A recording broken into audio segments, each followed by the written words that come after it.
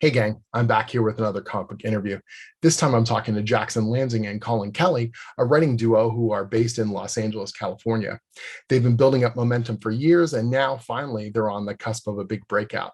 They've got cool new projects at Marvel, DC, and Valiant, and we talk about the writing process, what it's like to be a writing partnership, and all the challenges that they've had in their careers. I think you're really going to enjoy it. All right, gentlemen, it is an absolute pleasure to have you here and chat with you about the current rocket ride you guys are on, which is very exciting. Tell me what you've got on the go, what has been announced at least that you can talk about, and then we'll sort of dig into the past.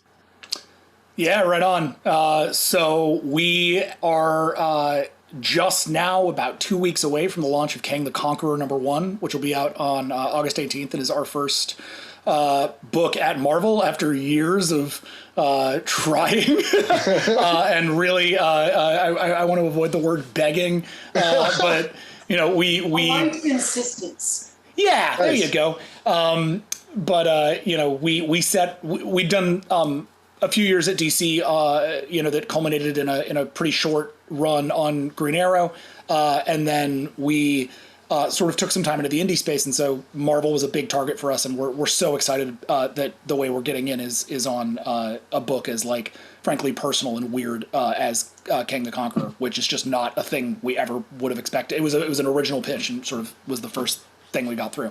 Amazing. So that's on its way. Mm-hmm. And then over at DC, we actually do have our very first, well, let's call it a 0 issue, I suppose. With Batman Beyond in DC Urban Legends #7. It's going to be it's something that obviously we've been beloved fans of the franchise for a long time. Growing up, who couldn't be? Like Batman Beyond is your everything.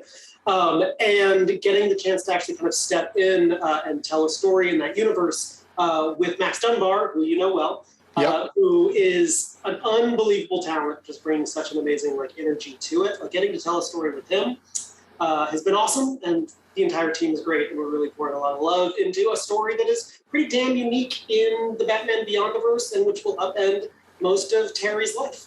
Awesome. Jack, so you've got. The date on that? Sorry, what was that? You know the date on that?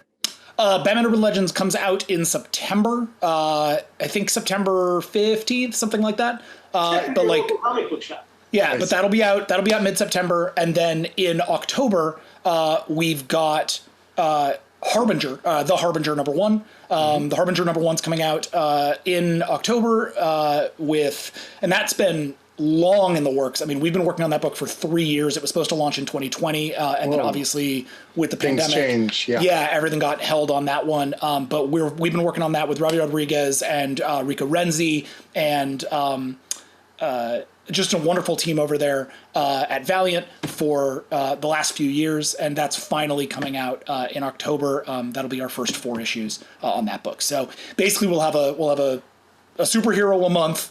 Or I guess if you count Kang as a superhero, we have a comic at Marvel, we've got a comic at DC, and then a comic at Valiant, sort of bing, bang, boom, like that. Which looks like, this amazing arrival, but the reality is, of course, a lot more complex than all that. And I want to talk about that in particular.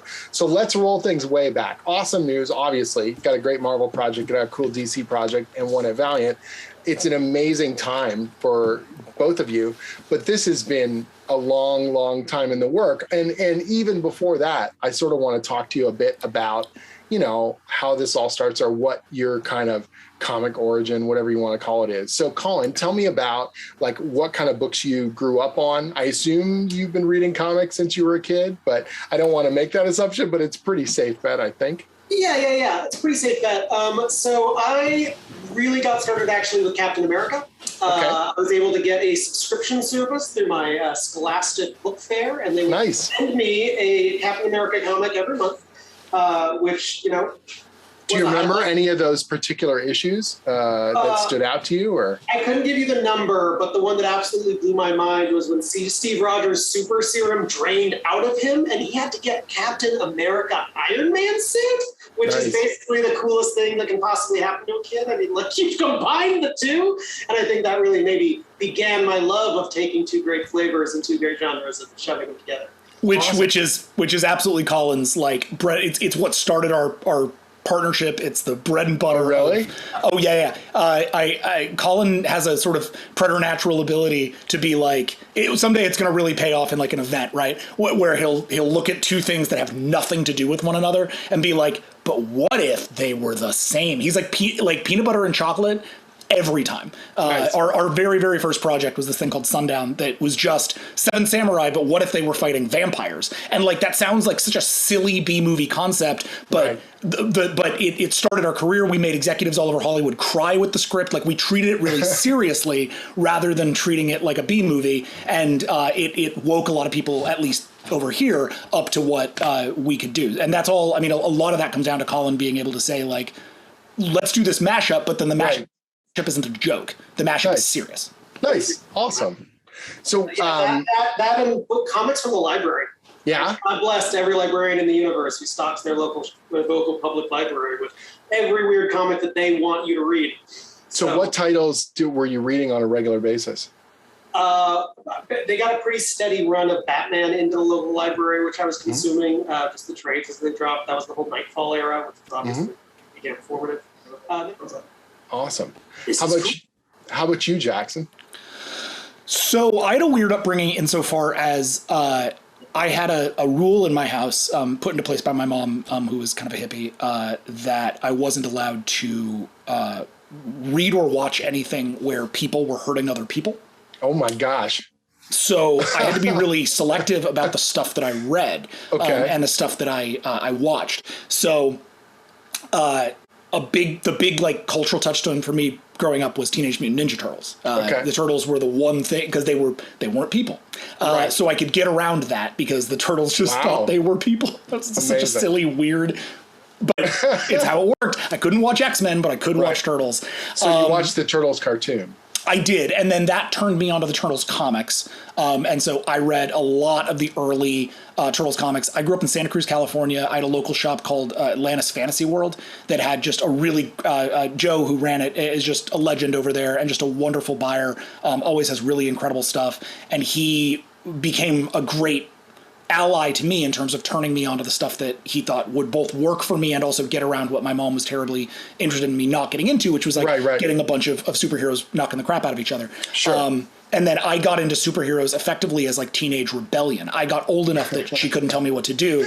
And so then I was going to the stores and picking up, at first it was X-Men. I got in just around the time that Claremont came back and Whedon was starting, and so it was that late, so I kind of got in there. I asked my local shop, which was at the time, because I moved to Boston, Millionaire Picnic and New England Comics. I was like, what should I be reading?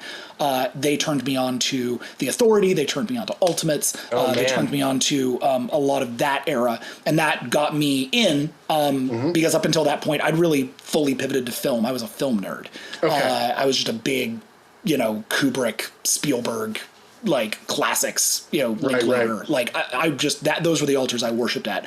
So that got me back into comics, and then that evolved into a deep love for Preacher, which was the first book that like grabbed me really, really hard, and Transmetropolitan, which also grabbed me really hard. And those two became my touchstones for a lot of my teenage years and my like early adult life, which was around then the time that Colin and I met and we started going to the comic book shop together. And then we really just started pulling up all kinds of stuff. But the earliest one that I can remember buying that wasn't one of those two books that was sort of like, oh, I need to learn how to write this.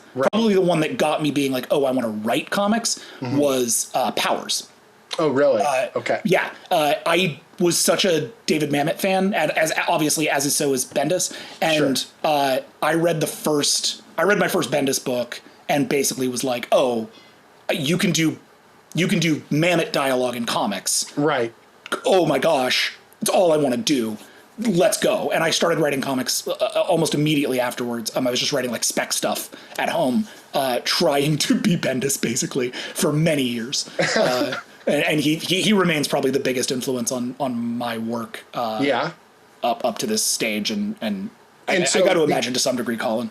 because you're coming into it later, there's also must be this sense of like, you know, you're almost immediately being inundated with creators. Like, so for you, Colin, when did you sort of shift from, oh, these are cool characters to, oh, these particular creators jump out to me, or these are ones that I feel are, you know, most like their work stands out to you? Yeah, I mean, you might hear this is maybe just going to be an echo, but Bendis on Amazing Spider-Man. Yeah. Like, I was a big fan of Ultimate Spider-Man, on Ultimate Spider-Man? Yes, sorry. No worries. My air conditioner freaked out. I just accidentally turned on my Roomba. It's all good. It's all good. On Ultimate Spider-Man, and that was one of the first times that I really realized, like, just what kind of creative powers a storyteller could have. Obviously, that run is just unreal good. But that, and then, Transmet, right? Sitting down and really reading Transmet and understanding not just what, you know, Ellis was doing, but also what Derek was doing. And like the kind of fusion there of talent to really execute something singular was very eye-opening. And then Hellboy. Nice. Right? Hellboy was actually my re-entry into the comic book space. Our mutual friend, David Server, we were in a writing class together, and I was like, film, Kubrick, yes, excellent. And he was like, but comic books, it's like, those are for children. Nice. And then he put, I wasn't that kind of dork, but he did put the Hellboy in my lap, and it reignited everything for me. And it really clicked. Yeah. He did it. He did that for both of us. I'd read a little bit of Hellboy in high school and seen the movie and had kind of shrugged a lot of it off. And it was Dave who came to both of us and was like, no, Guillermo del Toro is one of the greatest filmmakers of all time. And it was like before anybody had any reason to think that, except for obviously like his Spanish work, which we hadn't seen, like Kronos and Devil's Backbone. And he showed up and was just like, no, you don't understand. Guillermo's the best, because he knew Guillermo, and he was like literally like knew him as like a person. Awesome. And because Guillermo had found one of David's reviews that he'd written of a Hellboy script online and reached out to David and was like, you're a smart kid. Do you want to come to the set and learn how to direct movies? I swear to God. That was amazing. So David was like, I love Guillermo, you got to pay more attention to Hellboy. And so I went past, I think I'd never gotten past Seed of Destruction. And then I read the next one, and I suddenly realized that Mignola was like doing some insane next level world building in that story. And it's still to this day, it's the only thing that I own the entire collection of in trade. I mean, I guess I do with Preacher and Transmet and a couple of others, Queen and Country, but it's the only one that I go back to and reread once every couple of years. I just read the entire Hellboy, BPRD, Lobster Johnson, like all of it. Awesome. Because it is, I think, top to tail, some of the best comics work. Sweet, man. So then how do you two meet? Is it through this mutual friend, or? Yeah, it's through David. Nice. And he just like shared kind of movie and comic love, and literally I walked past David on a student film set, and he said the word Ultimates. That was it. He was having another conversation with somebody else, and he said Ultimates, and I turned and said comic books, and he was like, I'm David, and I was like, I'm Jackson, and we met up the next day. We had lunch, and he pitched me a comic that he was writing called Freak Show, that he'd been writing since high school, and I pitched him a comic I was writing called Proletariat that I'd been writing since high school, and he was like, you should write Proletariat. I was like, I have, and I was like, you should write Freak Show, and he said, I'm having a hard time. Would you like to write Freak Show? And I was like, I mean, sure, here's what I'd do with it. And I pitched him what I thought the book could be. And within 3 years, by the time we'd graduated, we had Freak Show published at Ape Entertainment, which was our first comics work. And Dave sort of after that was like, I think I'm done writing comics. But he had, over the course of that, been roommates with Colin. And so Colin and I had started hanging out. Nice. Well, we hadn't really been hanging out because, like, me and Dave were best friends. We spent every waking minute together. He was totally amazing. We were connected to him. And then one day he introduces this like new fish into our pond. Nice. This Jackson character. And like Dave already had a best friend. And he already like had someone he could talk to about comics and movies. I did not like this new thing that had come about. Nice. But I was very skeptical. It's like when you introduce a new cat to your house. Yeah. And the new cat is like, ooh, I do not like this new cat. Yeah. That was effectively the energy between Jack and I. Colin wrote me as the villain into his like student pilot. Oh my gosh! I can't. Right. Well, look, I had to write what I knew. That's amazing. And then we ended up in a writing group together because I was in the screenwriting department and Jack was in the film directing department, but the boy could fucking write. So we were in this writing group together. It was all I could do. I was a terrible director. Nice. Not a terrible director. You were an excellent director. Now you're an excellent director. I'm a better director now. Yeah, I didn't know how to do it in high school because I'd grown up with In no high money. school. I'm not high school. Sorry, in college. Regardless. Yeah. Anyway. Yeah. But we're in this writing group together, and I'm writing the world's, well, rather, I'm looking at what Jack's writing, and he's writing this like small kind of black box drama. Like, two people, you could do it on a stage. It's just nothing but like character scenes and emotions. And Colin is writing this huge time travel blockbuster that would cost like minimum $350 million, where the explosions are blowing up other explosions, and you're falling like a time machine is falling into a T-Rex. Like it was, and I didn't really realize that you could write movies like that. Like I'd grown up only being able to shoot what I could afford, which was nothing. Sure. I had no money growing up, so it was like. I couldn't afford a camera. I had to get one from my high school, right? So when we had one, and I'd convince them to let me use it. So I was always writing these little things, and Colin was writing these huge things. He didn't have money either, and we were like, I looked at his shit. I was like, how do you do all this action and like stakes? This is awesome. And I was the same way. I was like, how are you doing this? Like, you're keeping me so riveted that these people are just talking to each other. What alchemy is this? And we sort of became fans of each other in some ways before we became friends. And then we realized that we had a lot in common, and we used to hang out a lot over our like senior year and just talk about writing and talk about story. Mm-hmm. And I don't think, and I'd learned a lot about creative collaboration by working with Dave. But Dave is now a manager. He manages a lot of like great Jeremy Whitley and Margaret Scott, and I mean a lot of like really great talent. Mm-hmm. And I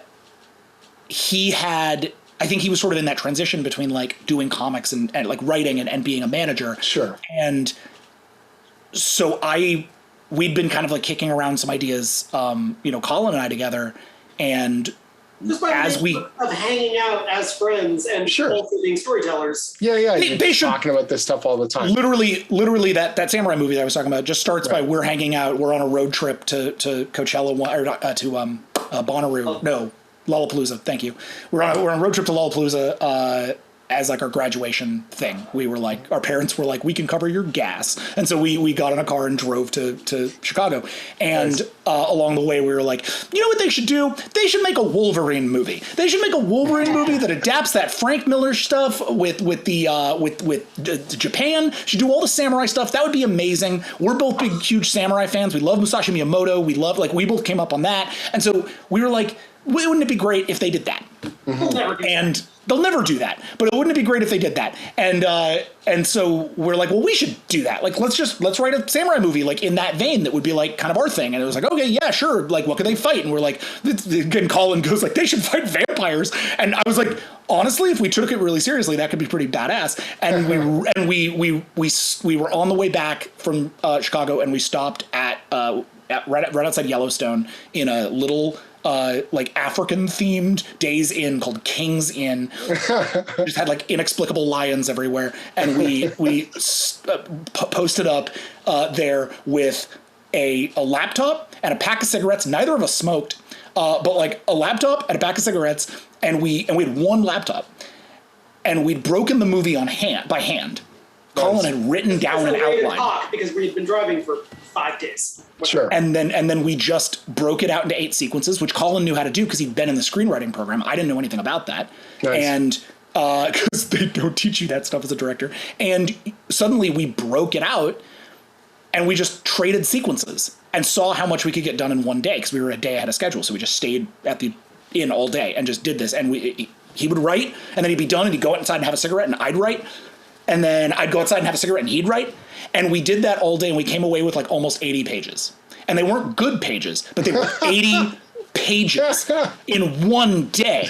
Oh my God. And they weren't terrible. Like they were usable. And we were like, oh shoot, maybe this is better than us doing this alone. Right. And we took it back. A writing duo is pretty rare in that regard. And so it's kind of fun to see this sort of the genesis of this thing and the momentum that you kind of built off of it. And so it really just starts there and has continued ever since. Yeah, it was a film partnership for a while. Collin had been hip pocketed at WME, so they read Sundown, which was the script, and flipped for it and started putting us out there, got Fox to develop it for a year. And, we were in our early 20s. We didn't know what we were doing.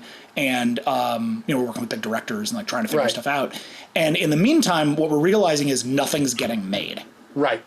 Because movies are insane because movies are insane. Because movies are insane. Yeah. And we didn't have TV reps. We just had film reps. So we were just out there trying to do movies, and it was hard. Mm-hmm. And so I had made a fan on Freak Show with this one person. Her name was Rebecca Taylor, and she was the intern at Archaea at the time. Nice. And she had just been bumped up to assistant editor and was working on this project called Hacktivist, codenamed Hacktivist. I don't even think they had the name yet. I think it was just Untitled Alyssa Milano Hacker Project. Okay. And she called me up and she was like, Alyssa Milano has an idea. She wants to make a comic about hackers. Here's what we've been working on. She's tried to develop it with a few different writers and it hasn't really worked.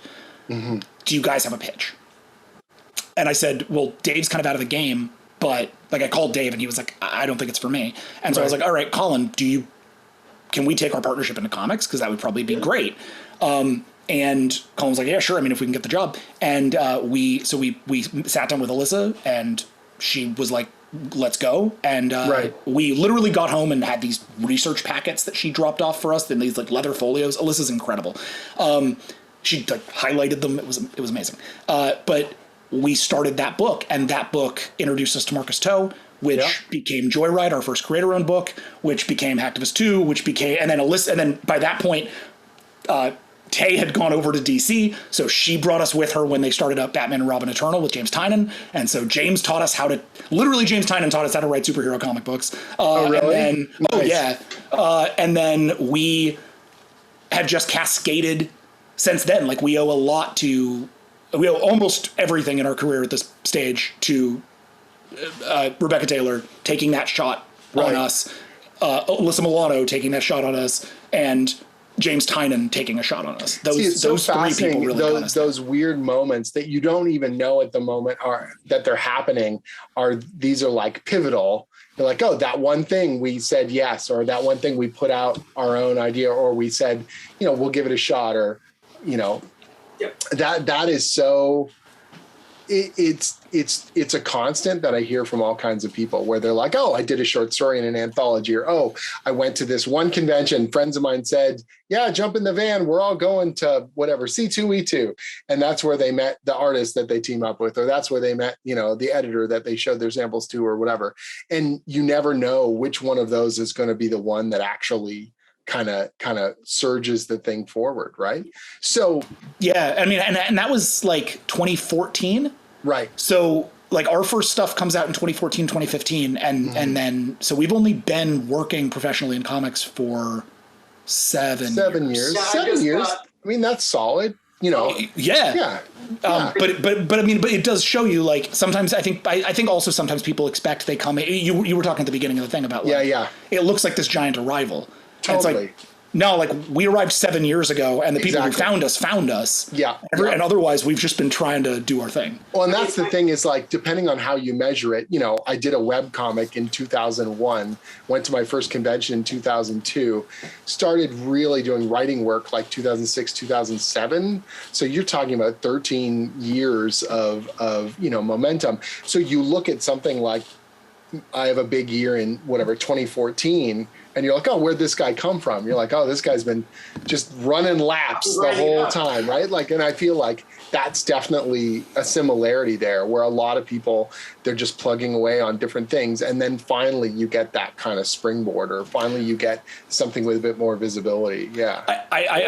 Oh God. There's just the phrase that always just rings so true to me is the overnight success that takes a decade. Yep. Yep. Right? Absolutely. It's so fucking true. Everyone's like, oh, young, hot wunderkind. It's like, nah, grinding it out day by day, taking the hits. Like, you hear about my success now. You have not heard about the 10,000 failures. Oh, totally. And that was the thing. Someone asked me, they go, oh, why did you choose to do Wayward as your second big creator-owned book after Skull Kickers? And I'm like, oh, that's the one that got off the ground. And they're like, what? I go, yeah, because there were like 6 other ones I tried to get going immediately because I was like, oh, God, I got to have another project, and they all failed, crashed at the side of the road. It's like Wayward, I'm super proud of it, but it's not like it was some grandiose plan where I went, oh, and this will perfectly frame my career in this way.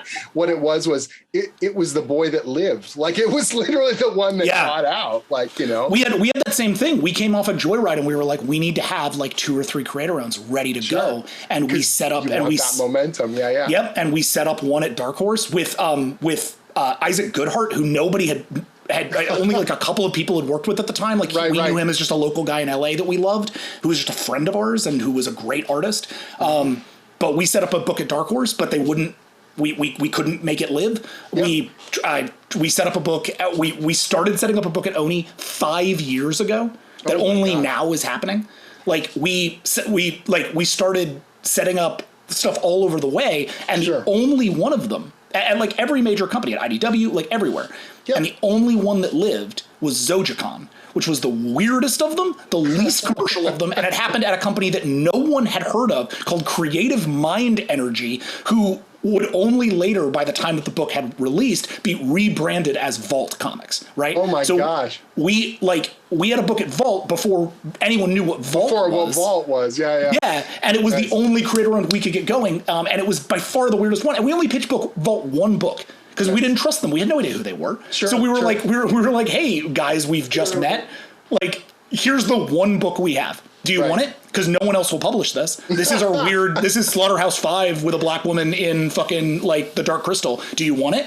And to their enormous credit, Damian Wassel got on the phone with us within like a day and was like, so I love it. It reminds me of Dune. Here's all the ways that I want to like market it. Let's talk about the contract. I'm going to pay you a good rate. I'll let you hold on to your right. Like, it was wild. And we were like, okay, yeah, man, let's go. Let's make it happen. And that book has been obviously a huge part of our career. So tell me about Joyride, because that was obviously, you worked with Marcus on Hacktivist, and then did he say, this has been great, we should do another project? Or did you sort of be like, oh my God, you guys, you're amazing. We gotta hold on as long as possible. I wish I could say that it was either of us, but it wasn't. It was Stephen Christie. Are you you're going to reveal the dark secret? Not dark secret. Yeah. Just to be clear, the ground was set by the fact that by the time we were in the deep in Joyride, Marcus is a fucking brother. Yes, nice. We had a energy with him that was just electric. Like, we hunger for the day when we can get back to working with him, because it was truly like a 3-way brain meld. Nice. So instantly, already we knew, even off Hacktivist, we were like, this is something special. This team has to go. And I think Steven definitely understood that. Yeah. I mean, like, we were already saying, like, okay, we got to sort something out. But what happened was Steven had known Marcus for a very long time. Okay. And Steven knew that Marcus had a back pocket pitch, that he had this thing that he'd been working on since high school. Okay. Right? Just like Freak Show, just like Proletariat. He'd had this thing that he'd been noodling away on in the background that was his passion project. It was called Maximum Velocity, and it was about some teenagers in the future who steal a spaceship and go on adventures. Mm-hmm. And he'd drawn a bunch of it in his like early notebook, and it all kind of looked like early Rob Liefeld, because that's sort of where he had initially, before he became like the Michael Turner protege, Marcus was sort of like trying a Liefeld style. And so he had all these pages, and they weren't what the book needed to be, but they were certainly energetic as hell and had a bunch of ideas in them. And so Steven was like, ask him about maximum velocity. Nice. And so we asked him about maximum velocity, and he was like, we independently brought a pitch to Steven, because we've been working on this idea that maybe it was going to be a movie or it was maybe going to be a story. We didn't quite know what it was. We were developing it as a feature. Right. It was going to be a feature, and it was called Grand Theft Starship. Nice. And it was going to be like an Ocean's 11 in space, and we're kind of like noodling on how would you steal a starship? And I think that kind of, organically, maybe we were just putting it in the ether, maybe we mumbled it, and that's why Steven was like, go talk to Marcus. But regardless, once we connected with Marcus about, we're like, hey, show us these pages, we all just, a lightning bolt went off. We were like, oh my God, we've all been trying to tell the same story. Awesome. And we broke Joyride in a day. I mean, it was literally like he sent us a bunch of the stuff, and Colin and I sat there and we sort of like had a conversation with Marcus a little bit about what he had thought about it and all that kind of stuff. And then we were like, do you mind if we just create totally new characters and totally new circumstance? Do you mind if we just pitch you something totally different that has the energy of this? And he was like, yeah, go for it. And Colin and I went to our corner, which is sort of what we do, right? We like, at some point our editors always have to trust that like the hive mind's going to do its job. And then like Colin and I just like go and hive mind out. And we just talked for a long time about what would be cool and what kind of character you'd want to find. And out of that, Uma, Acolyte, our lead, became very clear. It became very clear that she was going to anchor the book, and that and what kind of person she was. And she was really vibing off of the pop music that we were listening to at the time. We're very like playlist oriented guys, and we're big music heads. So that was a fun way for us to get that. And then Dawood came next, who was a tribute to our friend David Server. Like Dawood is a lot of David's like teenage behaviors, like writ large, and sort of turned into a character that was a tribute to him because he had introduced us. And then Katrin was a sort of obvious third aspect to that once we'd broken the first two.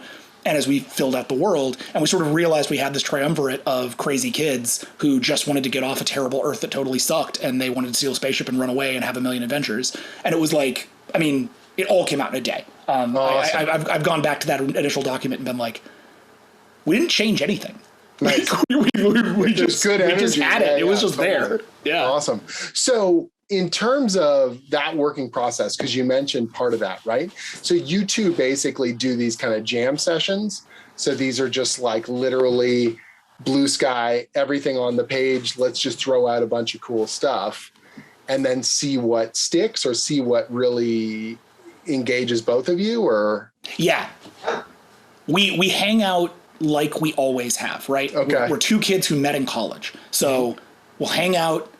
Sometimes we'll crack a beer, right? Right. And we'll just be present with one another. Okay. Not be on our cell phones, not be doing anything else. Right. Like, we'll be in a space that's friendly for both of us. It's almost always Colin's house or my house. Right. Sometimes we'll go on a walk just to switch things out. But we just create a space that is, and we'll put on music, and we'll just hang. Because that's how our process started, was just we're two guys who love to jab at each other. Who like the ideas the other guy has. And that process creates a whole bunch of ideas. It's actually also evolved into a game that we'll play on occasion called New Pitch. Okay. Where if we're like we did a run where we got offered to pitch a Mr. Robot book. And so we came in and we're like, we have to pitch a Mr. Robot book, but we only have like a couple days. We're at New York City Comic Con. We have a couple days to come up with it. And we made it a joke where everywhere we went in New York, we had nothing else to talk about. So we would just walk around and be like, okay, new pitch. Elliot finds himself in a... I'm trying to find a good one. Like, he finds himself infected by the Speed Force, but he's incredibly slow now, Mr. Slowbot. And then Colin would be like... he actually teams up with Bob Odenkirk and David Cross, and it becomes Mr. Showbot. Okay, new pitch. He joins a group of white rappers. It's Mr. Flowbots. And it was just... That was the whole... Like, we do that, but for real. We literally did that for like 3 days straight. We did not get any actual work done and did not get that job. No. But man, New Pitch is the best game. But New Pitch is kind of how we break story. When we talk about something, like if we get brought in on, say, like Green Arrow, when they offered us Green Arrow, we were just like, all right, like new pitch, this happens, and then we'll be like, nah, new pitch, this happens, and then we kind of we have to find something that both of us go, oh, that one, yeah. And if we both find the one where we're like that one, that's how we know it works. Cool. And so then once that's done, is there one person who usually kind of formalizes that into an outline or starts to hack it into a pitch document, or is it just ricochet back and forth? It's whoever's available. Yeah. Yeah. Ideally, one of us is jotting down bare bones things as the bullshitting is happening. Generally, once all the bullshit is done, then we're like, oh, fuck, we got to write that down. Yeah. And then the other person is like doing a once over on it or copy editing it or oftentimes we are on the same Google Doc. Oh, wow. Like, I'm going to start on characters. You start on this plot. Like, let's just jam out on, let's just get everything we just talked about for the last 4 hours, get it on page. Right. And then you get a really ugly, messy document that then whoever has the time dives in and fleshes out and makes nice sense. Colin and I work on a lot of projects simultaneously because we work in film and animation and podcasts and TV and comics, and we just finished a novel. Like we're working in a lot of different formats. Mm-hmm. So we have a spreadsheet that tracks all of that because I'm a data nerd. Nothing wrong with that. I recently did an absurd Coachella data set. If you go to my Twitter and want to see what my mind does if you leave me idle. Nice. But so I built us a spreadsheet a long time ago that we've used for the last decade. And the way that it works is we can just sort it by deadline. Okay. And we just know what's due. And so so we'll talk, whenever we work, and we work twice a week together, and then we'll talk otherwise, right. Independently. And we'll say, okay, so you're going to hit first draft on this. I'm going to hit first draft on this. You'll hit this document. Can you do this review? I'm going to do this lettering pass. And we'll just split the jobs up. Really? Because we work on too much for one person. I mean, once more secrets are out and we can be a little bit more overt about like the breadth of the stuff we're doing, it's just like a single writer would collapse under the weight of we practically collapse under the weight of the amount of commitments we have. So we really do try to like split that labor up when it comes to breaking the pitch. And then when it comes to a script, every single script, everyone is written the same way. Okay. 50-50, split down the middle. Really? If it's a comic, or split by sequence if it's a feature or television thing. Split in half if it's a podcast. Right. It's based on length, right? Mm-hmm. Split in half,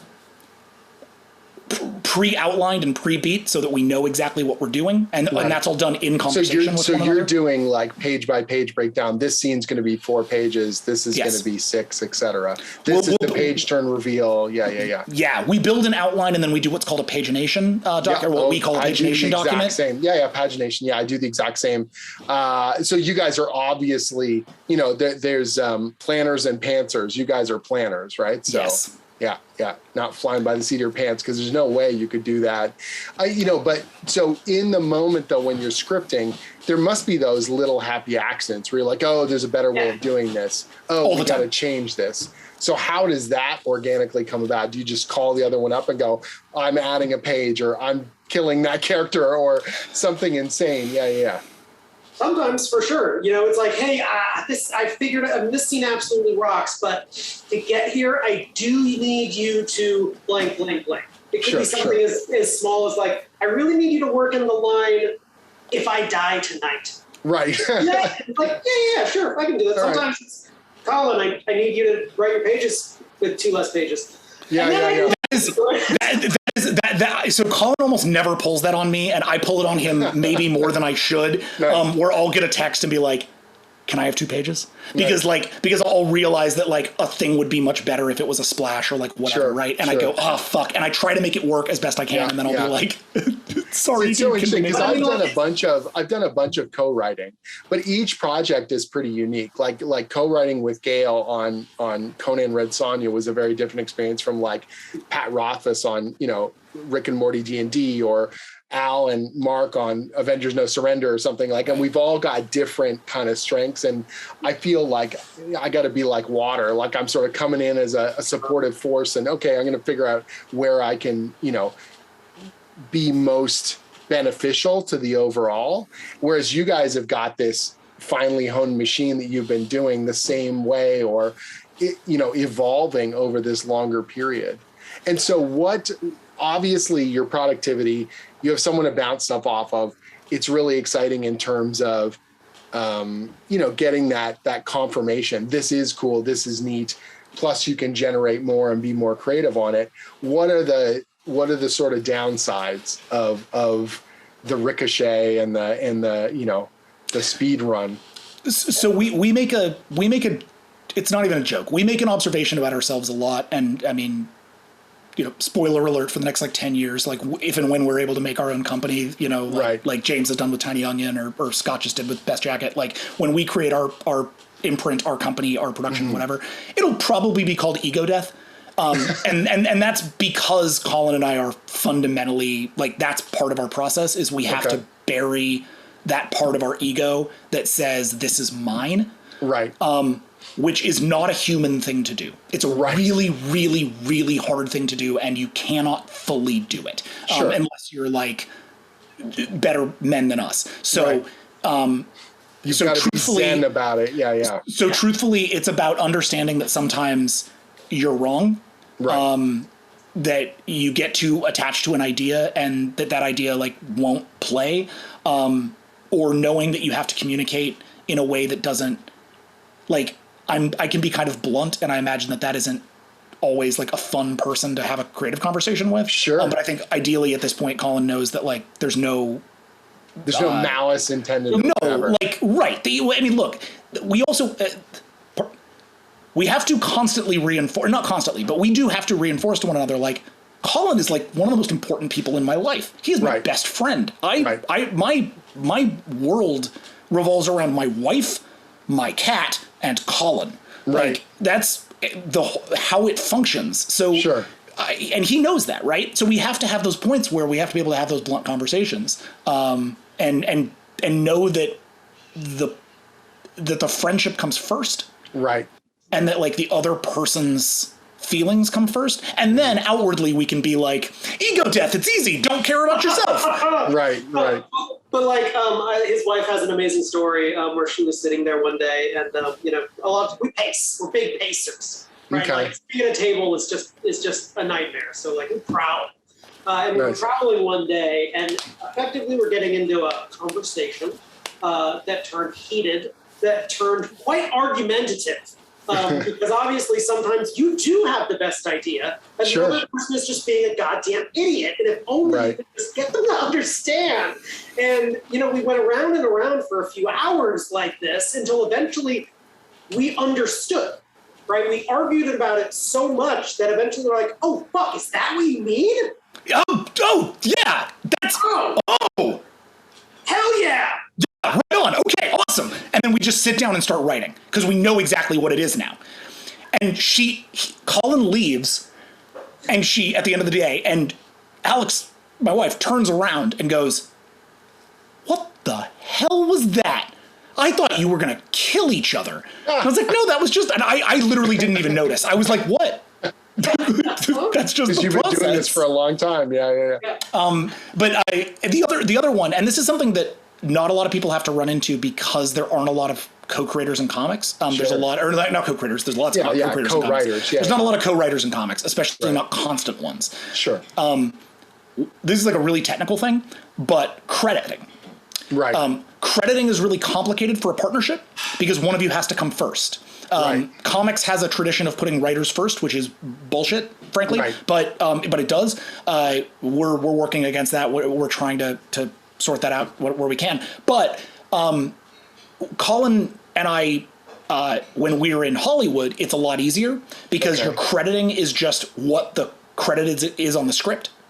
Okay. So we have a process by which every script we do, we flip the credit. Nice. We actually stole that from Alex Kurtzman and Bob Orsi. They used to do it when they were partners. Nice. And I always thought it was just such a great idea because it means there's no... That's equitable. Yeah, on Avengers No Surrender, we just oscillated it. So it was a 3-person thing. So you hope that the person at the top of the chain is the one who wrote the most pages in that issue, but sometimes it was and sometimes it wasn't. You just sort of move through. Yeah, totally. I mean, we always write the same amount of pages, so it's sort of for us, it's the process is really just trying to make sure that the other one gets as many credits as you do. And then the problem with that in publishing is that some places go by alphabetical. Yeah. And so alphabetical will always put Colin first. Right. And some people will go by like I handle a lot of our communication, like on email. So sometimes they'll just know me and they'll throw me first. Right. And sometimes it's like whatever's on the script, and we just have to be like vigilant about that because sometimes that means that a bunch of stuff will come out with my name first, or a bunch of stuff will come out with Colin's name first, and we have to make sure that the other guy's cool with that. But that's just that's another one of those ego subsumings where it's like, well, who cares? Like all that matters is that the other person feels good and is happy here. So you just find your way to parody. Right. So the thing that you're missing out on the elephant in the room, which is the real problem with the writing partnership. Oh yeah. That this son of a bitch takes half my money. Yeah. Yeah. We're comics writers without huge readerships, and we are paid like a single comics writer. Right. So we're paid like a single everything for everything. We've talked, when we're talking about staffing and shows. Yeah, they're not going to double the writing budget out of nowhere. Yeah, exactly. Nope. Right. So that's partially, why we work at the scale we do is because it's just like otherwise we're hobbyists. Right. Like it needs to be. We are professionals at this, which means we need to be making a professional amount of money, which means we effectively need to be doing twice as much work. Right. And so, but both of you guys are still juggling day jobs right now.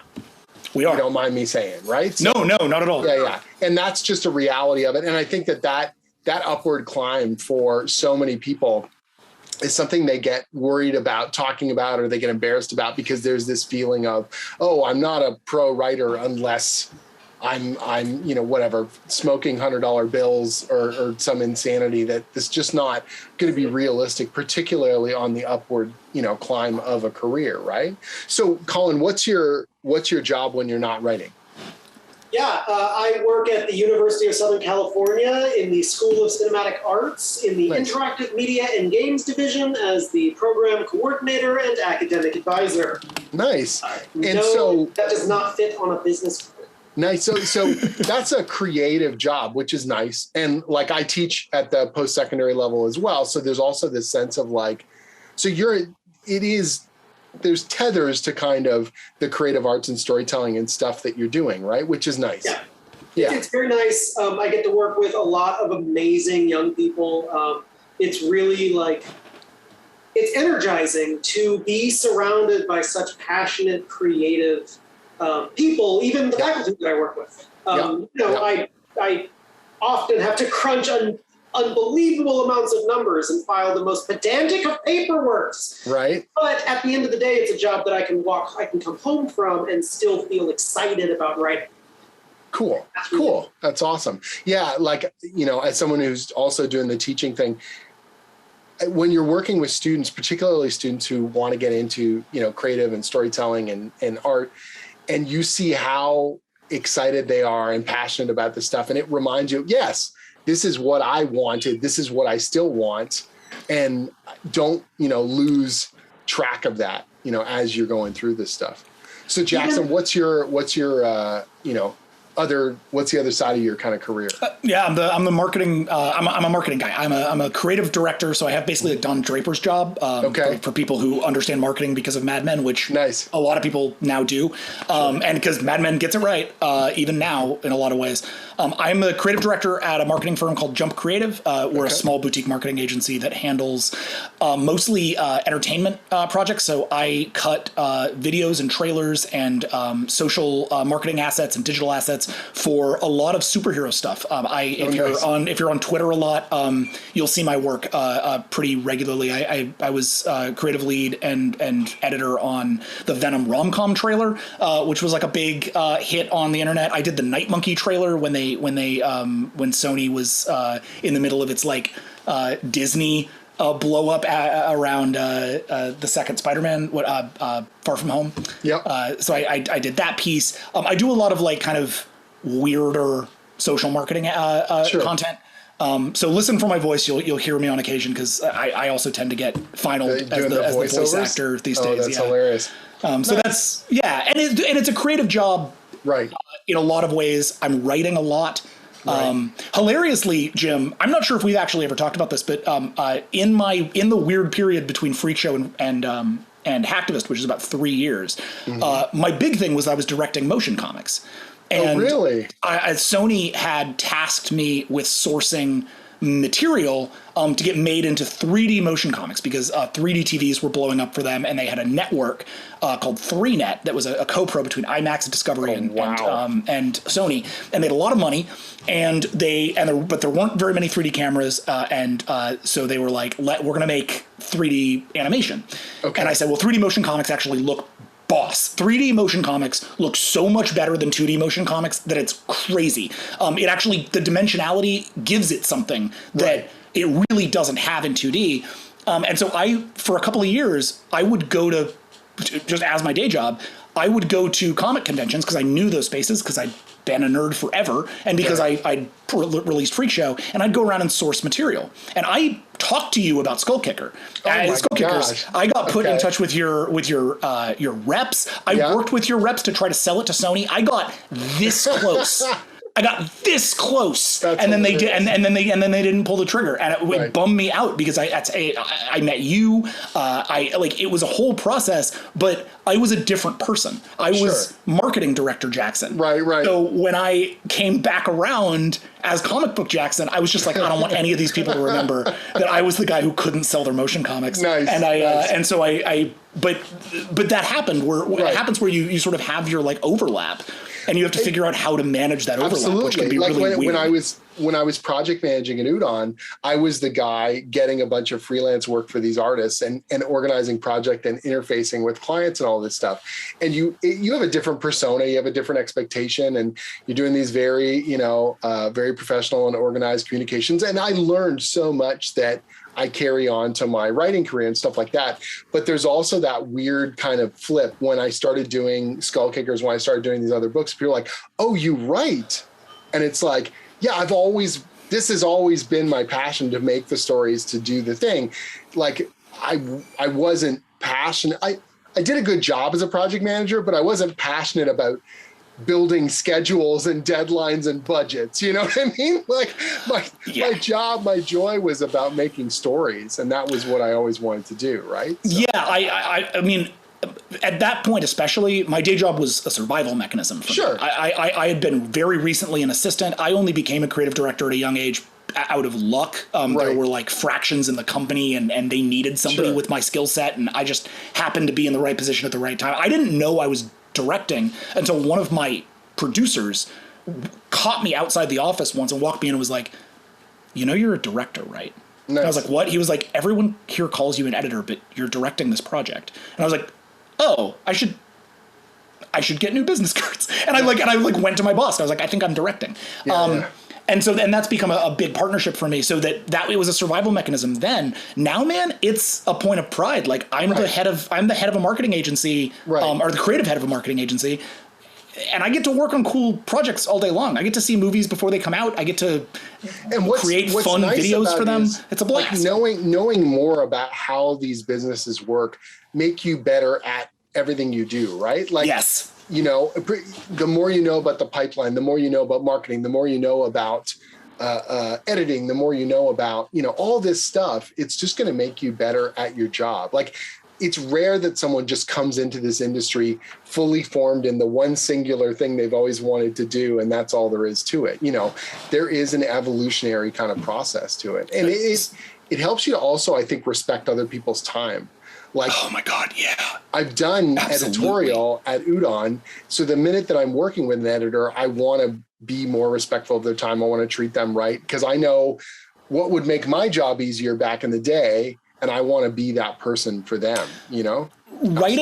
Writing is a communication medium. It is not, especially in comics, where what you're doing isn't creating. It's not like being a novelist. And being a novelist, and now that we've done our first one of these, I can say with some comfort, prose is also a communication medium, right? You are communicating directly into the mind of the reader and trying to inspire the vision of the thing into them in a way that doesn't feel pedantic, right? Right. But a comic book script is a literal business communication. Yeah, yeah. It is almost no one outside of the artist and the editor are going to see it. It's a memo. Understand it. Yeah, it is a memo that is telling them how to make the comic the way you're seeing it, right? And or inspiring them to make it better. Exactly, which is really is really what you want. Here's my idea, do something better. Yeah, exactly, right. Yeah. And so, what kind of advice would you give people who maybe have a co-writer or are putting together a partnership or sort of working with someone else as a creator? What do you think is sort of key to making that function well in terms of what has worked well for you two? So Colin, like what are the ground rules, you know what I mean, beyond what we've already sort of said? I mean, obviously, we can only really speak from our experience. I'm sure but that's the whole point, right? Lots of other ways to do it, but sure. I think first and foremost is you got to find someone you enjoy being with. Sure. Like that's the deal, because it's like if you don't feel safe, if you don't feel like connected to the supported, person, supported, then you're not going to feel safe providing those kind of dangerous ideas. And like you need to be able to not just say the bad ideas, but say the stupid ideas, say the stuff that like really can only be spoken to someone who you really trust and who really understands you. Nice. I can't. I've done the gig where you're working with someone else because they paper team you, and it's like, look, you and this person, you're going to write this thing. It's more of a business transaction, and that might work on a one-off. But like in terms of forging a career, sure, like, you got to have someone that you can really just kind of really connect to and really vibe with. I think it's just. That's the number one rule. Like Colin's exactly right. And it basically effectively comes down to like, you need to find mutual respect. You need to find mutual admiration, and you need to find safety. Right. Effectively friendship. Yeah. But what you also need is organization. Right. You need, and that needs to be an organization that's respected by both people. Like that is fundamentally respected by both people, so that when a deadline is set, the deadline is hit, and if the deadline's not hit, that the person can say, no, I didn't hit the deadline, my bad, I'm sorry. Like you need to be able to apologize. You need to be able to do a bunch of like human things that don't actually normally have to happen as a writer. A lot of times as a writer, you get to indulge the like Hunter Thompson, Bukowski, I'm an asshole vibe. And you just cannot do that with a partner. You can do that outwardly if you want. I don't suggest doing it. I think it's a path to misery. It's not great. It's not great. Yeah, we both did. It's a path to misery. But on the flip side of that, if you can internally, you can never project that ever. I really cannot project any amount of disrespect for Colin, nor can I really truck it with other people, right? Sure. It's you are letting someone else into your ego, and you kind of have to understand that involves protecting them, and that they are protecting you. Yeah, I've seen some creative partnerships where it's very bro-y and kind of you rip on each other because that's kind of how you... We'll make fun of each other as people a little bit. I'm not really going to ever make fun of Colin's work. Of course. Like that's I would collapse like a dying star. I wouldn't know how. I love your work. A light, minor criticism delivered gently, but cover straight up. Nice. But that's an important thing, right? Because I know that Jack knows that. He knows I'm a sensitive boy. Like, when he does need to deliver some crushing news, like, dude, these pages just don't work. Yeah. Which has had to happen before in both directions. In both directions, yeah.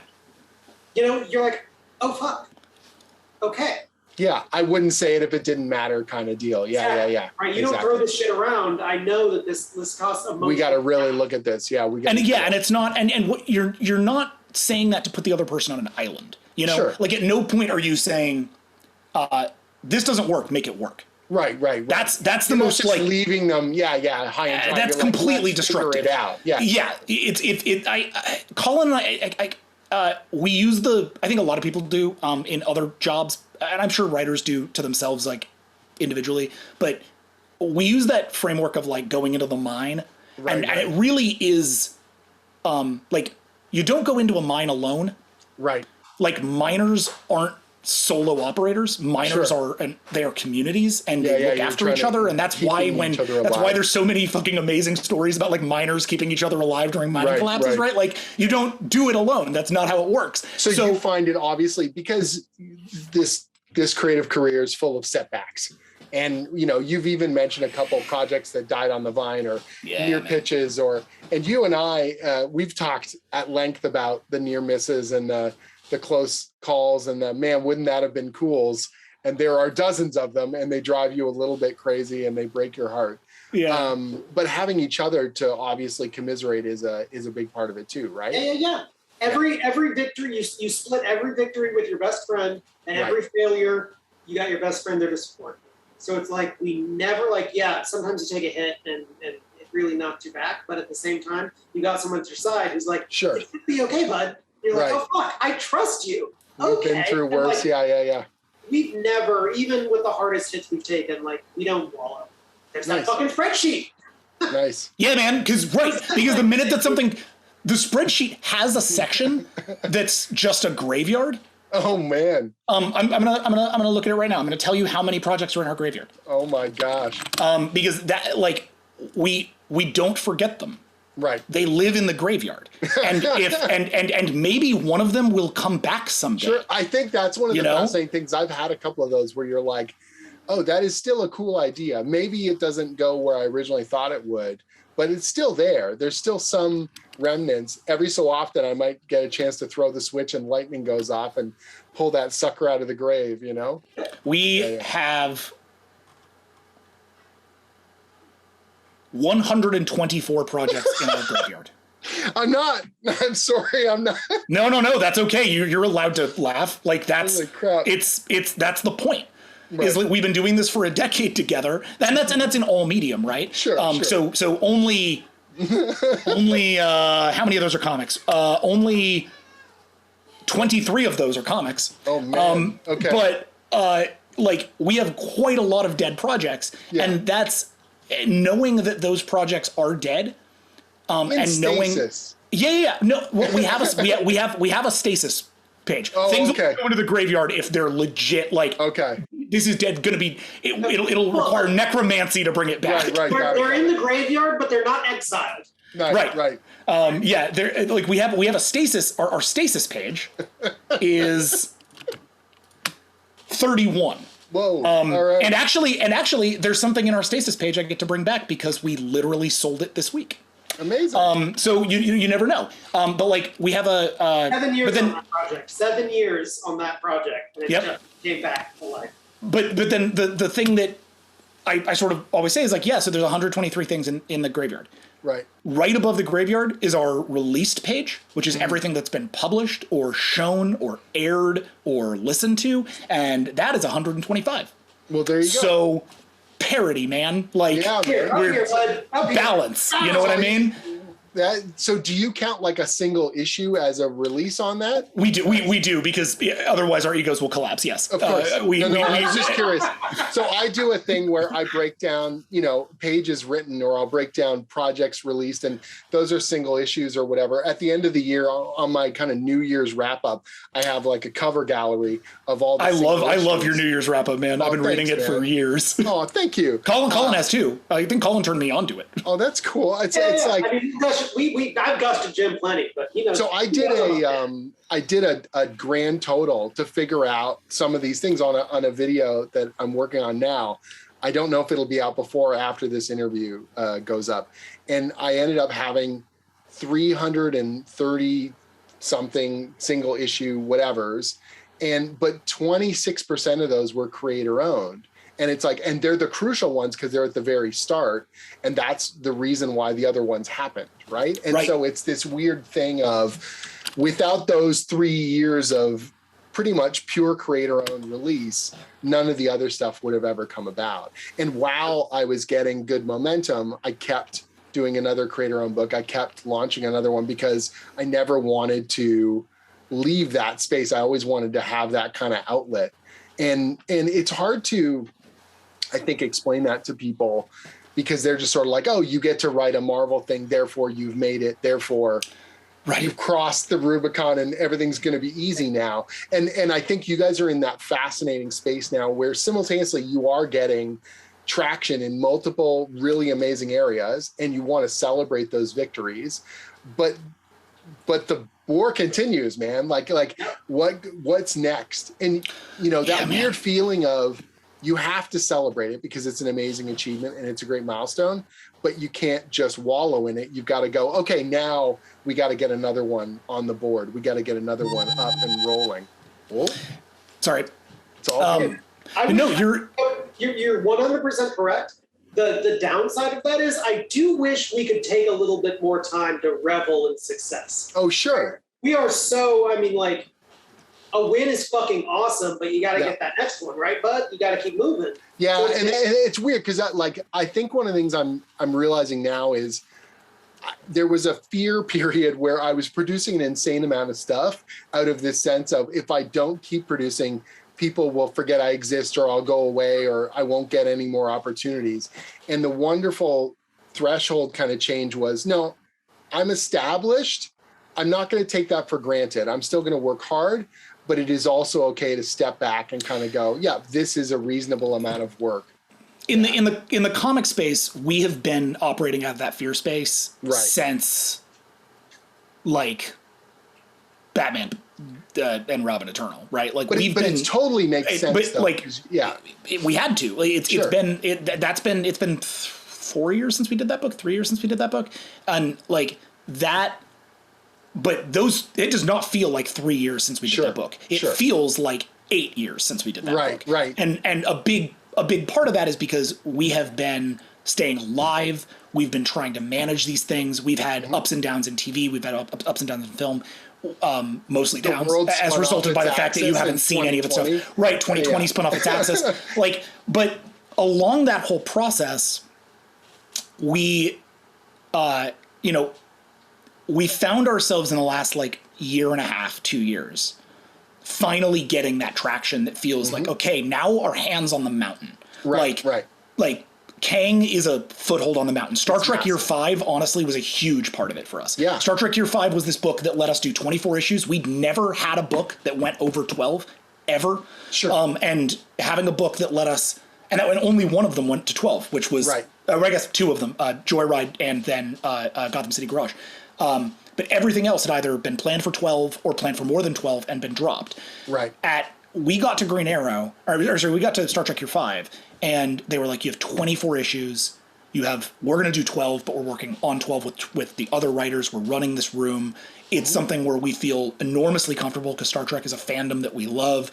It didn't feel like work. It felt like the fulfillment of something. Sure. And we felt like we'd been warming up for it for a long time. And we hit that one running with Stephen Thompson was just is my favorite Star Trek of all time.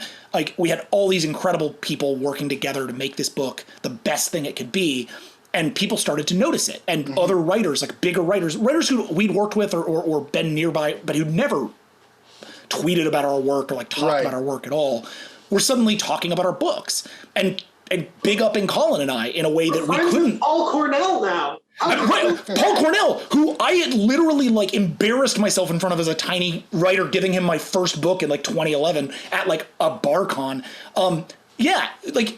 Goes on Twitter and talks about how much he loves the book, and we're like, hey, do you want to write an issue? And he folds in, and now he's part of the team, and now he's a friend of ours. That stuff all came out of Star Trek. Right. And because we were able to really just feel comfortable in it and not feel like we had to operate out of fear, because we knew we had 24 issues and we knew it was going to rock and we could just do the work, suddenly the work was better. Right. And I think we, not to say we were operating out of fear a lot at DC, but we were operating out of fear a lot at DC. No, at the time. If you don't know what the next step is and you don't know where you're going to be, Samurai Jack was kind of that book for me where people were really loving the book. Andy and I hit it off so well, and we just knew the material and we were excited about the possibilities. And then the reviews came in and they were like, oh, this feels like the cartoon. This is so sharp. This is so great. And there was that weird feeling of oh, this is what it's supposed to feel like when everything's sort of, in sync on commercial project. We hadn't felt like it since we honestly really had not felt like that since Joyride. Like Joyride felt like that. Sure. And I think the work speaks for itself. And then Star Trek really felt like that. And now honestly, it's all feeling like that. And we're doing a lot, but it's all, none of it is being done now to like hold on to the mountain. Now it's tell the best story with these, because if we drop the ball with Kang the Conqueror, it's not our careers on the line. It's the legacy of a character created by Jack Kirby and Stan Lee. Like, it's not, this isn't some thing. It's something we love and care about and matters to us, you know, like Batman Beyond matters to us. So this is a perfect transition. Give me the quick skinny pitch on Batman Beyond. What's your take? What are you guys doing without spoiling too much? What's the well, they spoiled the big take in the solicit. So I think we can at least say we can say one half of there's another big twist we can't talk about. Sure. We can talk about the core twist, which is that on page 1 of Batman Beyond, the story is called Wake. It's a 30-page story in Batman Urban Legends number 7. On the very first page, Bruce Wayne dies. Oh, wow. Okay. Nice. Colin, you want to elaborate on that? No, absolutely. So this is going to be a story where Terry has to not just become the ward of Bruce Wayne, not just be trained in the legacy of Batman, but finally step into the mantle because we're taking away his support system. Nice. Finally is having to become the Bat rather than just functioning with Bruce in his ear. So it's going to be a story about not only discovering what the fuck happened, like how does Bruce Wayne die in his own cave? Who killed Bruce Wayne? Nice. Killed Bruce Wayne. It's also Terry grappling with the idea of, well, how can I do this as Batman, and what does being Batman mean to me now that I can't just be Batman by proxy? Right. How do I become Batman and still go beyond? And that was a huge part of the conversation, Colin and I, you know, when you talk about like how the process results in the thing, right? We're both big fans of Batman Beyond. We actually watched it together in college. Nice. Like Dave used to have like DC animation days where he would just like, we'd all go over and we'd watch Superman the Animated Series or Batman the Animated Series or Batman Beyond. And we are both huge cyberpunk nerds. We're both huge Batman nerds. Batman Beyond is kind of our sweet spot. And we were being given 30 pages to try something. Mm-hmm. And we said, look, like, if they're letting us swing for the fences, why don't we, you know, sort of like new pitch. Yeah. What if Terry has to go through year 1? Like, what if Terry, what if all of the Batman Beyond that you have seen up until this point is legitimately prologue? If that is the story of Terry learning to be Batman under Bruce Wayne. What does it mean when all of a sudden he really has to learn how to be Batman on his own, and that doesn't align with or really live in the same world as the world that Bruce operated in? Let's start taking the cyberpunk seriously. We introduce a new villain in in Wake, the 30-page story. That's why we call it a 0 issue, is like we very much are excited about like the potential of this villain. And so we're really looking at like, okay, we're introducing a new thing that only Terry could handle, that wouldn't have happened in Bruce's time. We're looking at something where Terry has to really learn how to be Batman, and taking seriously, Colin just said it, taking seriously the title. Mm-hmm. This isn't Batman. It's Batman got to move beyond. Yeah. He has to figure out some new stuff, and so that challenges us to go beyond, because they've killed Bruce before. Like, I don't want that to sound like it's like revelatory. I think Bruce has died in the comics twice. What we're doing is looking at that. Those are always sort of temporary deaths and like built on this idea of giving Terry some time away from Bruce. We are not bringing Bruce back. Like, if we were handed the keys to this character on a longer scale, the idea would not be like Bruce is still alive somewhere. It's like, no, man, like he needs to be gone for Terry to rise on his own. Right. Cool. Nice. And then what's the overview on Kang the Conqueror?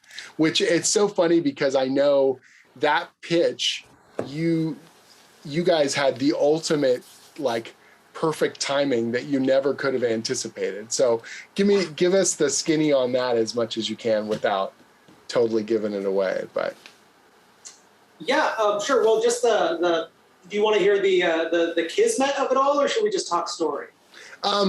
Talk story first, and then we'll talk Kismet. Yeah, so what we're trying to do is tell the ultimate origin story of Kang, which is including all of the stories that you've heard before. But the fact of the matter is, Kang has always been his most unreliable narrator. The stories that he has told everyone are not the truth. So we are exposing this kind of tale of young Nathaniel Richards in the far future, growing up in this not hedonistic, but society where you can have absolutely everything, and thus everything's absolutely boring. It's effectively antiseptic. Right. And he's hungry to find a past. He's hungry to find who he's meant to be. So when he starts to dive into his actual lineage, finds an ancient, buried castle, what he'll find there is not just his past, but he will find the future version of himself. Nice. What we will explore is the idea that the only person who can stop you from being Kang is Kang. Nice. How do you kind of explore those that relationship with yourself? And it's 4 issues, 5 issues. It's 5 issues. Nice. The subtitle of it is "Only Myself Left to Conquer," which is really the backbone of the whole thing. It's a story. It's a story about understanding that Kang's worst enemy, his ultimate inspiration, his ultimate ally, his ultimate betrayer, all of these things, they're all Kang. That he is the real how did we pitch it? It's a Bildungsroman like David Copperfield. It's the story of a young man and his life, but it's told as a time loop.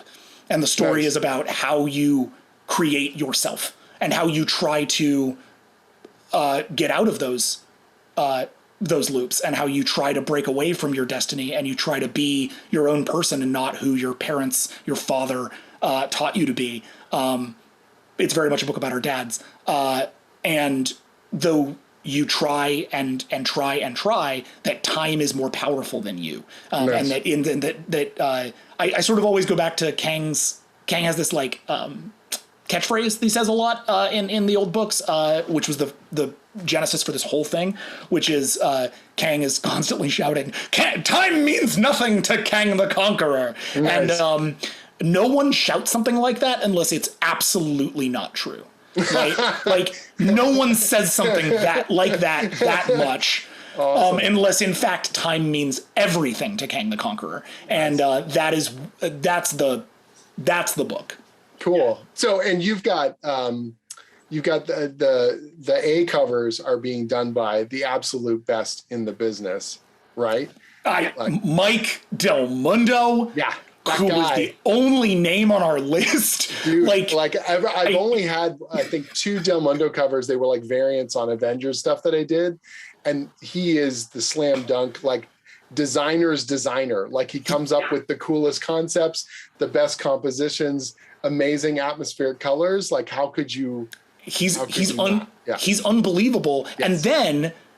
And then on the flip side of that, and also he signed up in 5 minutes. It was incredible. We were like, could it be Mike Del Mundo? And Alana Smith, our incredible editor. The Marvel ecosystem. So they're like, who do you want to art? It's like, I don't know, fucking Brian Hitch. Mike Del Mundo. Pew, pew, pew. With no thinking, there's no chance we could ever get Mike Del Mundo. Sure. And then we got Mike, 5 minutes later, it's like, he's in. I was like, what?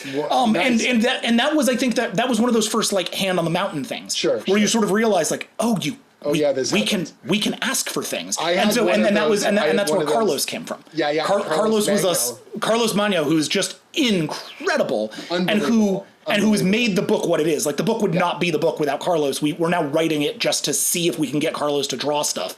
He's so good. Yeah. He can. Turns out there's nothing he can't draw. Wait until you see his reinterpretation of the first Kang. I think it's Avengers number 8. Kang's first appearance. Yeah. Jack Kirby only got half a page to draw the scene, and we were splash DPS, and he did it, and we were just this is we can retire now. I hope he's able to retire now just on the web sells these fucking. No, he is phenomenal. He's so wonderful. But he came about because we were sitting there being look, we know we're new to this, so we're not going to get like necessarily like a Marvel A-list person, and they're all spoken for and all this stuff, but like we need someone who can do the kind of thing that Brian Hitch can do. We need we need the kind of person who can do the kind of thing that Ryan Stegman can do. Like we need somebody with these kind of chops who's around. And again, Carlos was the only person on the list. Like we got a thing from Alana being like, here's Carlos Magno, sent us a bunch of pages from your Avengers book and some stuff and some Avengers. stuff. Yeah. And sent us some stuff from Invaders? From his new thing, from Avengers Mech Strike. Oh yeah, and, which had Kang in it. Yeah. And we were like, well, yeah. who this? And then realize he's been, again, another guy who he's been working forever. And no one is aware that he is one of the best, and now I hope they're getting it. Yeah. I hope so. Think they're really going to see what he's capable of. So now you have to tell, because I know this, but I think it's such a fun story. Tell me the kismet on how fortunate your timing was on all of this, because that's really the stinger on it. So this is, I think, a good lesson for writers, actually, because it's not just kismet. It's also planning, right? Of course. Colin and I, back in 2019, had our first shots at pitching Marvel, and we pitched a bunch of very safe stuff, and none of it got bought.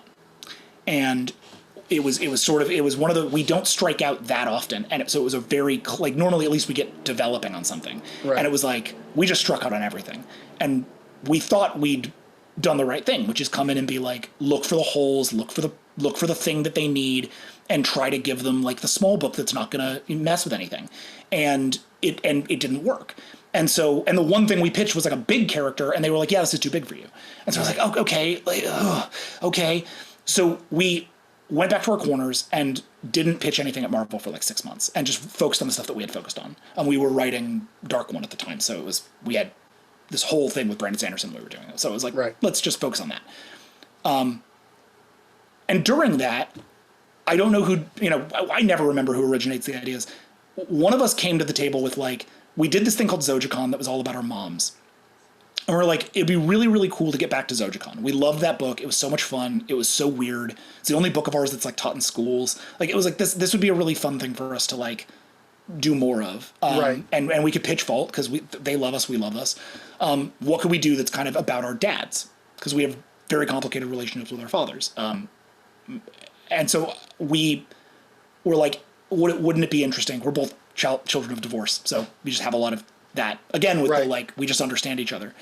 And so we started talking about a book that would be about what it would mean to be a time traveler and be functionally dealing with your father, which, by the way, was the plot of that screenplay that Colin wrote back in college. Nice. Right? Like, it's the first thing. And we were like, what if we go back to Futurists, was what it was called, and like try to make that into like an art book? Like, can we make that into something really Zojicon-y? Like one of our more quote unquote like literary, like the stuff that people might read if they like Ram V, right? Or like Neil Gaiman.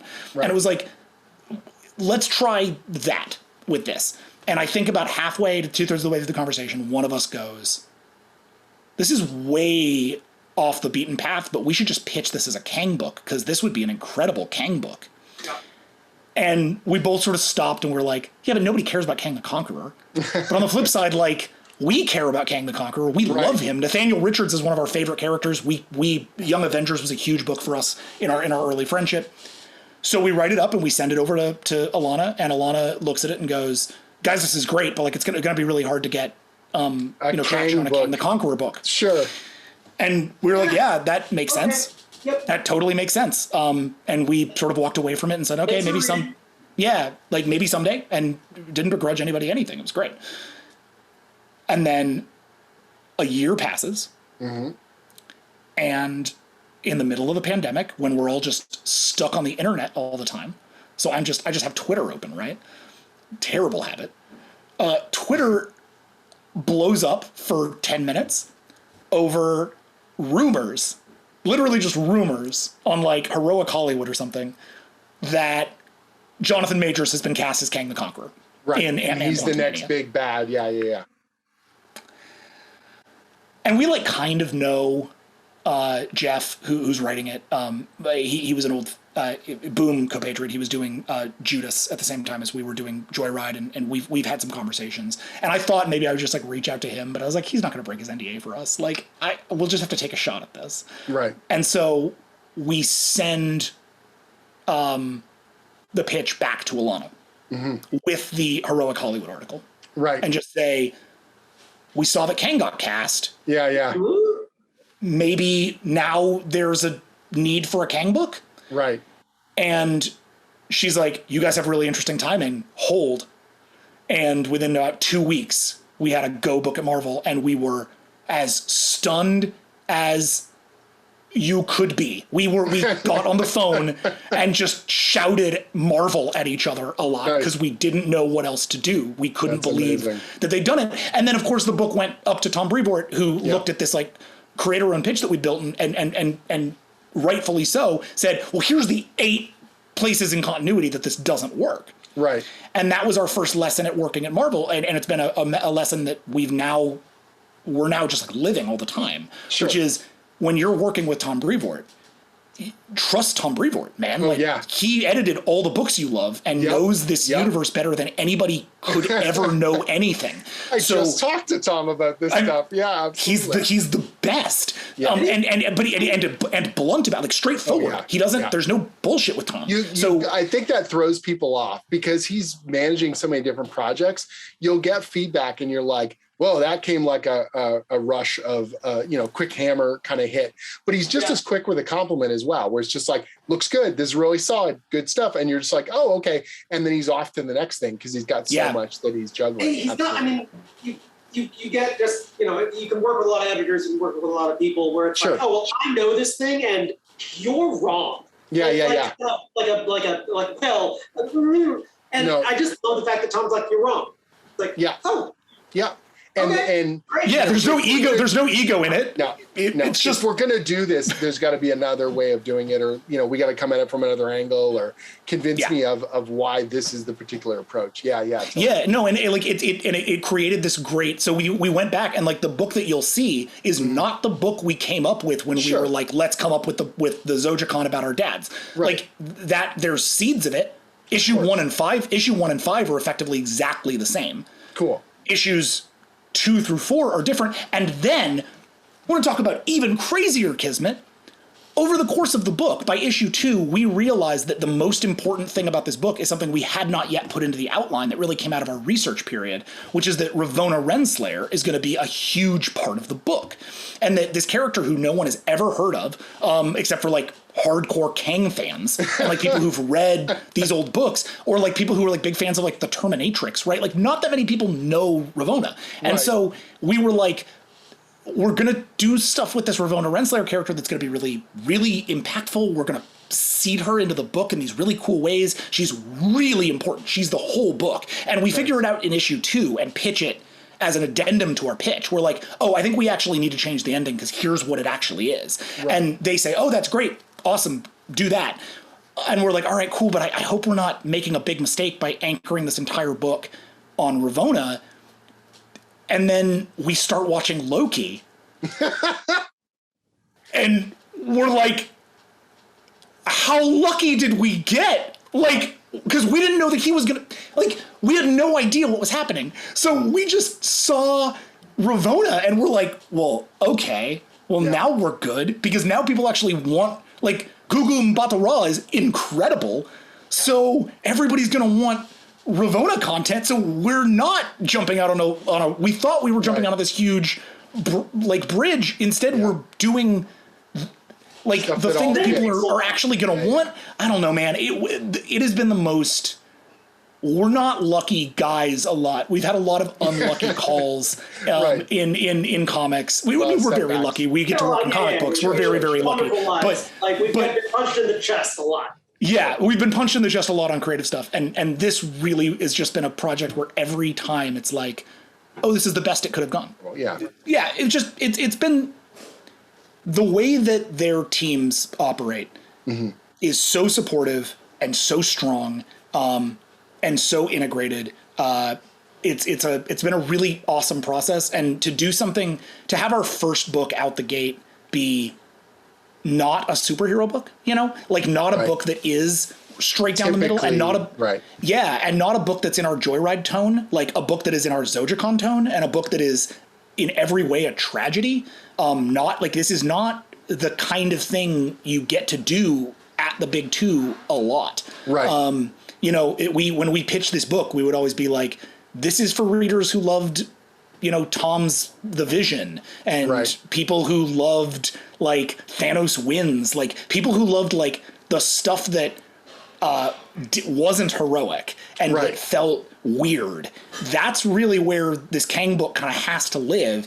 And the fact that not only has Marvel backed our plays in every way, and we've really never gotten a note that wasn't a continuity thing that was like, please make this work. And it's like, yeah, you're totally right. And they all make the book better. Instead, we have these people who are out there trying to get it sold. We have like 14 covers. It's insane. We're truly blessed on this book. We've been very, very, very lucky. It's been amazing. A wonderful experience. So I'm obviously super stoked to read everything you guys have got coming down the pipe. If people want to find out more about what you're doing, where can they find you, Collin? They can find me on Twitter at CP Kelly. That's primarily where I live. I am far more of the garbage goblin of the two of us. So if you want to show up for my shit posts, my screeds about dragons, swords, and or whales. Nice. That's primarily the content that you will find from me. But sometimes I do have interesting things to say about comics as well. Cool. And you can find me at Jackson Lanzing. Nice. It's just my name, and I'm much more of the marketing guy on Twitter. So you're mostly going to find data sets that I do in my free time. Like I just, as I said, I just did this Coachella thing that was kind of insane. Or you're going to find me just pushing out screenshots of what we're doing and press releases and stuff like that. But at some point or another, we'll have a joint website. We used to run individual websites, which was fun and was cool, but which we both kind of banked out on. I think at some point we're just going to create like a joint destination, but who has the time? We got all the things to write. I think people should look for a bitch and update on that by the end of the year. Nice. Yeah. Awesome. But if you want to find our stuff in stores right now, Star Trek Year 5 is just wrapping up. The 3 trades are out, and then the last issues are all coming out now. We're super proud of that book. Dark One, which was our collaboration with Brandon Sanderson, the first part of a series. Looks like that's going to be a 3-book series, which I'm really excited about. That book was just a bestseller, which was insane for us. But Brandon is Brandon, and that's out through Vault. That's a graphic novel, over 200 pages of fantasy. We're just so jazzed about that book. And then, it'll be Kang, Batman, and Harbinger in the next 3 months. So it's going to be a fun time to be reading what we do. You guys are powering a small city with the energy. It's awesome. It is good. Yeah, we're doing stuff. what we can. Awesome. Thank you so much. Really looking forward to seeing more and chatting about the process. Thank you, Jim. Thank you for having us. Sweet.